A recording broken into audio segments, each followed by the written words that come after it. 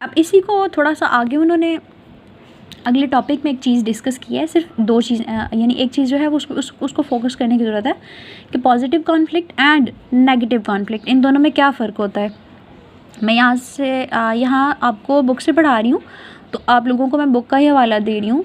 तो positive conflict क्या होता है और नेगेटिव कॉन्फ्लिक्ट क्या होता है, just to make sure your concepts are clear. आपका जो पॉजिटिव कॉन्फ्लिक्ट होता है, आपको पॉजिटिव का पता चलता है, एक कंस्ट्रक्टिव सा, एक बेहतरीन, एक फंक्शनल सा एक कॉन्फ्लिक्ट होता है, एक ऐसी सिचुएशन या क्लैश होता है पीपल के दरमियान, लोगों के दरमियान, कि जो पॉजिटिव या आपका जो कंस्ट्रक्टिव क्राइटेरिया या स्टेप्स हैं वो डेवलप करता है। तो it's for benefits of the organization or person's main objectives. Conflict is constructive and it leads to better decisions, creativity and innovative solutions to long standing problems.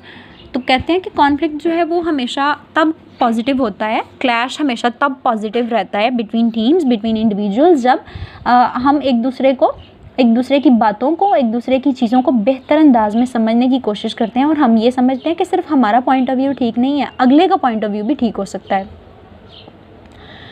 तो यहाँ पे वो कहते हैं कि कॉन्फ्लिक्ट जो है वो पॉजिटिव होता है जब एक इंसान दूसरे इंसान को देखता है और वो कहता है कि मैं यहाँ पे कुछ और सोच रहा हूँ और अगला बंदा मेरी इसी सिचुएशन को किसी और तरह से देख रहा है, तो क्यों ना मैं अपने अंदर वो थोड़ी सी सलाहियतें लेके आऊँ जो जिस सलाहियतों के बलबूते पे वो अगला बंदा सोच रहा है, इस चीज़ को देख रहा है, और जो दूसरा बंदा होता है आपके सामने वाला, वो भी आपकी लेवल पर रह के सोचता है। तो इसमें बहुत सी आपकी पर्सनैलिटी के अंदर पॉजिटिव चेंजेस आती हैं, तो कंस्ट्रक्टिविज्म डेवलप होता है। ठीक है,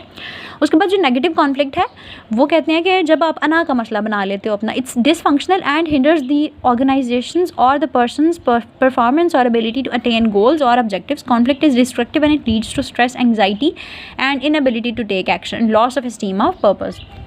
तो जब आप अपनी अना को अंदर ले आते हो, जब आप ये कहते हो कि मैं जो बात कर रहा हूँ वही ठीक है, और क्लैश के दौरान जो है वो आप अगले की बात सुनना, अगले का पॉइंट और स्टैंस जानने की कोशिश ही नहीं करते, समझने की कोशिश ही नहीं करते, और अपनी गोल्स को और अपने ऑब्जेक्टिव्स को मनवाने के लिए हर चीज़ हर दम मतलब हर कोशिश कर देते हो,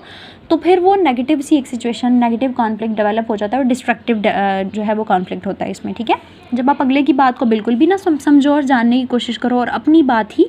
अपनी चीज़ें ही थोपो अगले के सर पे, तो फिर that is something very destructive for that individual and for the team as well. तो उस ऑर्गेनाइजेशन में रहते हुए जब आप इस तरह के एक सिक माइंडेड पीपल जो हैं वो लोग जो हैं वो यानी बिल्कुल उनका जो माइंडसेट है वो इस तरह से डेवलप हुआ होता है कि अगर हम अगले की बात मान जाएंगे या झुक जाएंगे तो हम लोगों को बहुत वीक, बहुत ही ज़्यादा हम लोगों को फ्रेजाइल जो है वो माना जाएगा। तो that is the point when destructive conflict develops. तो आपका नेगेटिव कॉन्फ्लिक्ट जो है वो डिस्ट्रक्टिव कॉन्फ्लिक्ट नहीं होता है, और लेकिन होना नहीं चाहिए। तो दैट इज़ डिसफंक्शनल यानी बेहतरीन और बेटरमेंट के लिए आप काम नहीं कर सकते। जाहिर सी बात है, जब आप अपनी कॉन्फ्लिक्ट्स को नेगोशिएशन के थ्रू मेंबर्स हल नहीं करेंगे टीम की नेगोशिएशंस को, प्रॉब्लम्स को, तो फिर वो पूरी की पूरी ऑर्गेनाइजेशन के लिए कैसे काम कर सकेंगे। तो we should be having a positive attitude towards managing the conflict.